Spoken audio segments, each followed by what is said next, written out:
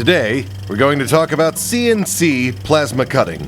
Let's start with a basic review of electric shock, which we now know can hurt or even kill. CNC plasma cutting machines produce high voltage, so please be careful. David, in front of you are two electrically hot wires, and you know what to do with those, or rather, what not to do.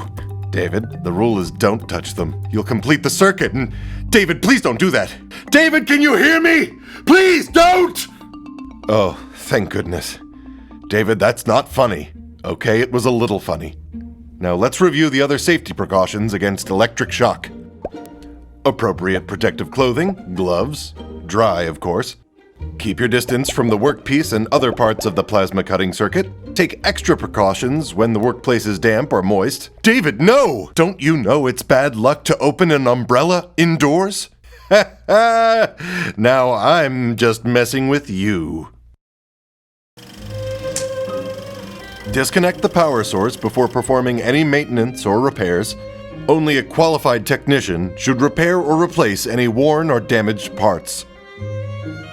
Very good, David. And yes, always read and follow all the instructions in the operating manual. Fantastic. That covers electric shock.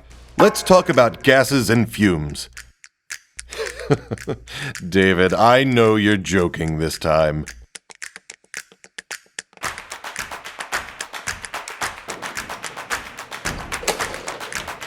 Plasma cutting produces gases and fumes that can be very dangerous to your health. First thing is always what? Keep your head out of the cutting fume plume. Always work in a well-ventilated area or use local exhaust to extract fumes.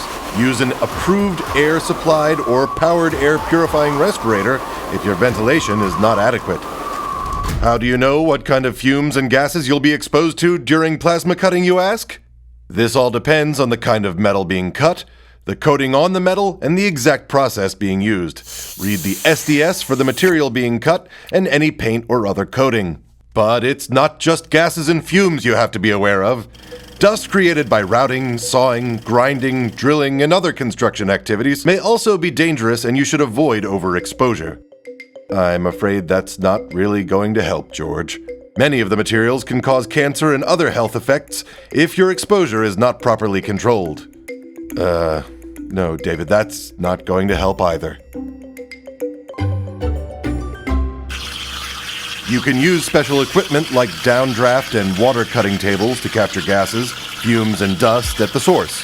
And you should also limit your exposure to these particles by wearing the personal protective equipment we've discussed. You can also be exposed if dust gets on your skin, so wash any exposed areas with soap and water.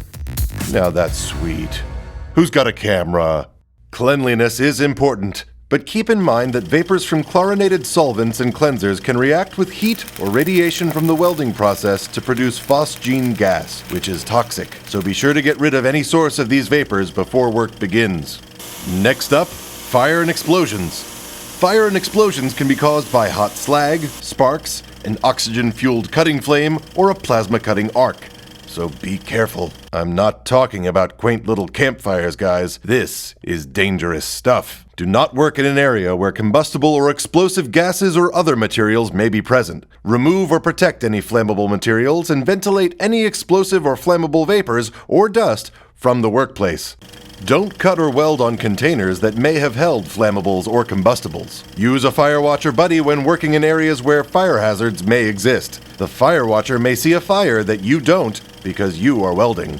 Do not cut aluminum alloys underwater or on a water table unless you have a way to eliminate or dissipate the hydrogen gas that can be formed when cutting aluminum alloys. Trapped hydrogen gas will cause an explosion if ignited. It's very dangerous.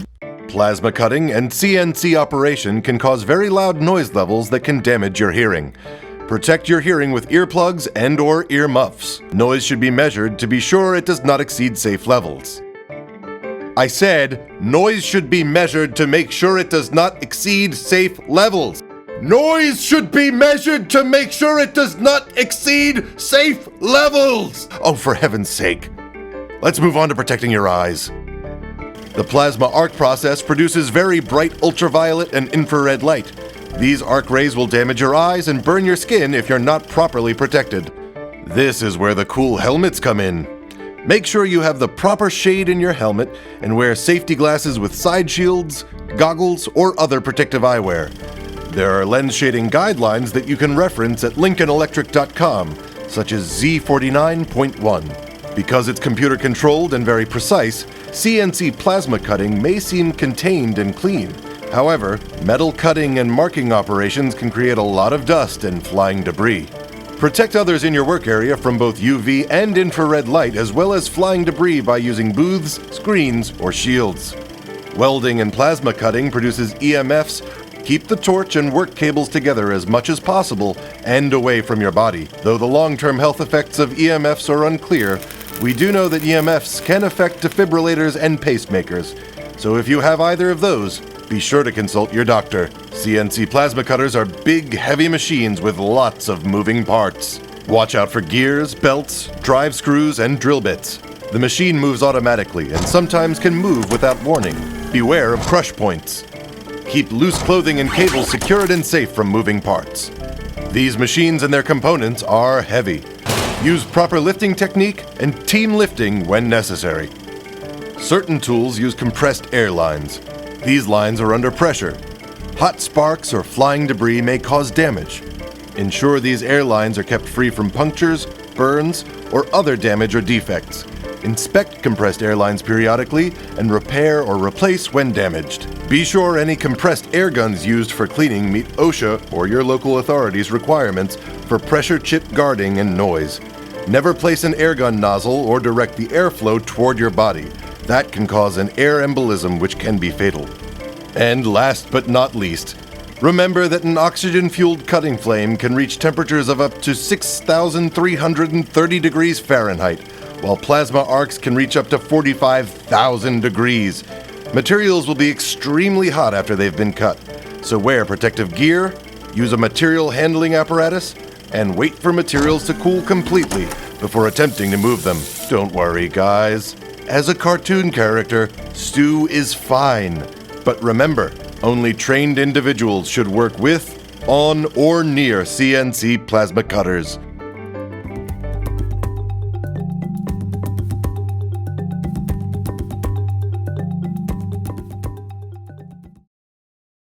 Hello, David.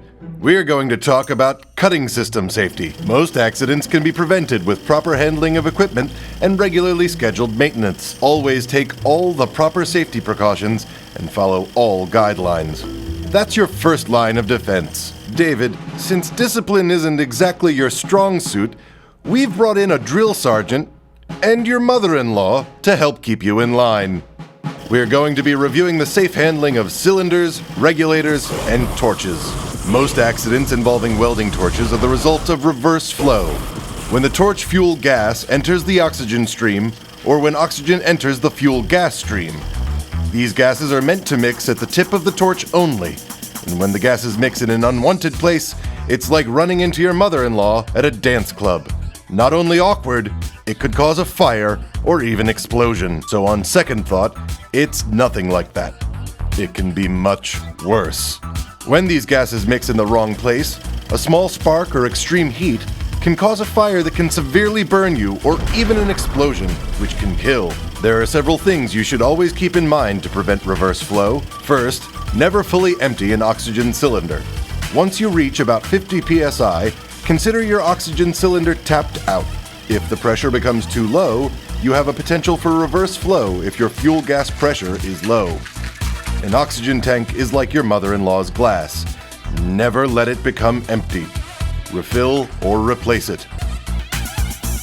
Second, bleed your hoses independently by quickly opening and closing each valve one at a time before lighting a torch. This will bleed off any combustible mixture in the hoses or regulators. Remember, the oxygen line is green and the fuel line is red, and the valves are threaded differently. This is all to help you remember which is which and not to mix or confuse them. Use the correct tip size for the pressure you're using for your application.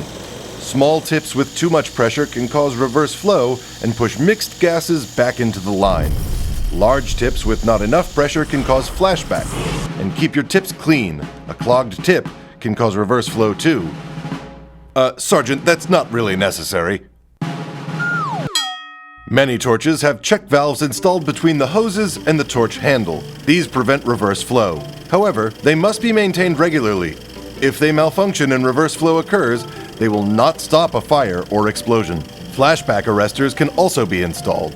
These prevent a fire from working its way back up into the gas lines. Again, they need to be checked regularly, or else they may not work properly. Here are some basic protocols to follow when setting up your equipment. 1. Chain cylinders in place to keep them from falling over. Vent the oxygen cylinder by briefly opening and closing the cylinder valve before attaching the regulator. This blows any dust or dirt out of the cylinder valve. Check the regulator inlet for dust and dirt. This can be fuel for a fire. Get rid of it. Open the oxygen cylinder valve slowly and stand to the side when doing so. Due to complicated physics, a sudden change in pressure to gases can cause heat. In some cases, enough heat to ignite a fuel-oxygen mix. Keep your torch away from combustibles. I mean, this one seems obvious. However, okay, it's just obvious. Do not use oxygen from the oxygen cylinder as a substitute for air. If you blow your clothes off with oxygen, the material will actually absorb the oxygen. If a spark or other ignition source comes in contact with your clothes, you'll go up in flames. If you want to have a bonfire, go camping. Never use flammable liquids such as oil or gas around or on your equipment. Don't handle your equipment with greasy hands or gloves. It's just a recipe for disaster. Speaking of recipes, that looks delicious. Save some for me, guys.